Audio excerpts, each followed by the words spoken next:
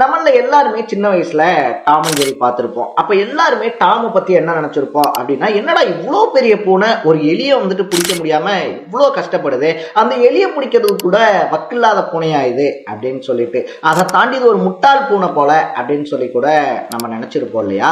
ஆனா வளர்ந்ததுக்கு அப்புறமா இப்ப டாம் அண்ட் ஜெரி பார்க்கும்போது தான் டாம் எவ்வளோ பெரிய இன்டெலிஜென்ட் அப்படின்றத புரிஞ்சுக்க முடியுது. ஏன்னா அப்பெல்லாம் வந்துட்டு எலியை பிடிக்கிறது ஒரு டாஸ்க் தானே அப்படின்னு சொல்லி நம்ம யோசிப்போம். ஆனா டாமுக்கு அதோட லைஃபே அந்த எலியை பிடிக்காம இருக்கிறது தான். ஏன்னா எலியை பிடிச்ச அடுத்த செகண்ட் அந்த ஓனர் எலியோட சேர்த்து டாமையும் வெளியே துரத்திடுவாரு. ஸோ டாம் வந்துட்டு சாப்பாட்டுக்கும் வெளியில போயும் கஷ்டப்படாம இருக்கணும் அப்படின்னா அந்த எலியை துரத்திட்டு இருக்கிறது தான் டாமுக்கு இருக்கக்கூடிய ஒரே ஒரு ஆப்ஷன்.